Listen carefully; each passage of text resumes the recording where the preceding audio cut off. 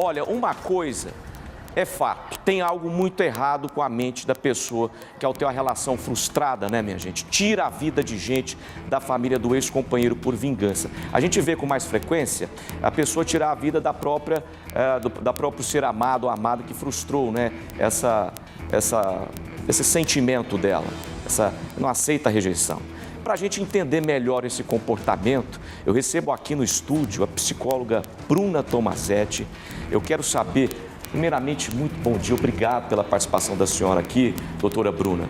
Eu quero saber, doutora Bruna, psicopatia não é doença, mas caso seja confirmado que a Amanda é psicopata, o que leva uma pessoa a desenvolver a psicopatia, doutora? Primeiro, mais uma vez, Goiás toma o palco de uma situação muito delicada no mundo, né? Uma situação muito difícil. E a psicopatia é algo que nos parece, porque a gente não tem acesso aos laudos, nada, mas o que está sendo mostrado para nós através de tudo da imprensa aqui, é uma questão de psicopatia ao nível 3. Vamos entender o que é essa questão da psicopatia. É o indivíduo que subjuga a vítima. Você só está vivo pelo poder que eu tenho. Olha só como isso é grave. Então, é uma questão mesmo de subjugar o poder sobre o outro, a capacidade de estar vivo ou morto, porque eu decido. Então, a rejeição, porque o psicopata, quando você quebra o ritual dele, ela foi frustrada pelo ritual, é o que nos parece, ela ficou numa situação muito pesarosa. Então, ela agiu de uma maneira realmente macabra.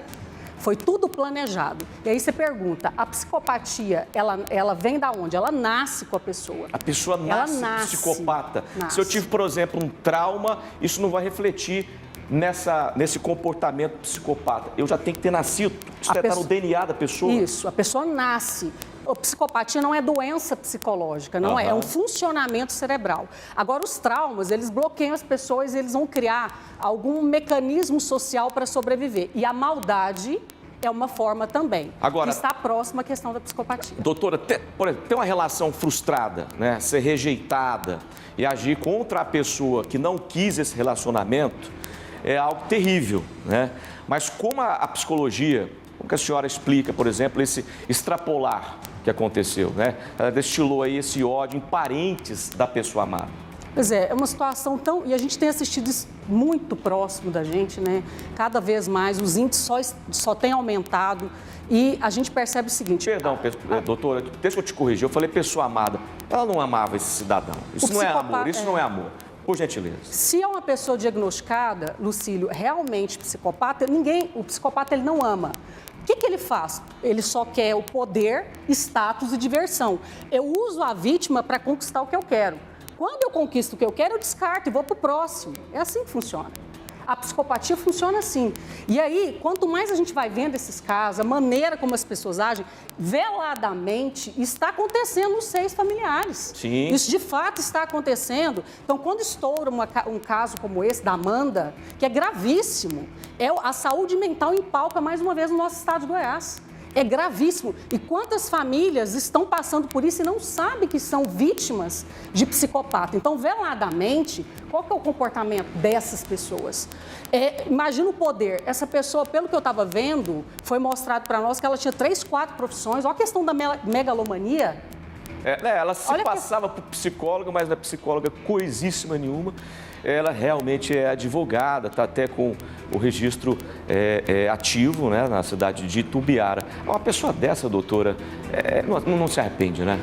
Não se arrepende. Se for constatado. Se for o laudo, se a gente vai ter, com certeza, tem toda uma bancada de estudo periciais, né? Os analistas fazem toda essa avaliação. E se for realmente diagnosticado, o psicopata, ele não tem sentimento. Existe uma cisão na parte límbica do cérebro, não tem envolvimento. Então, eu uso a vítima para o que eu quero.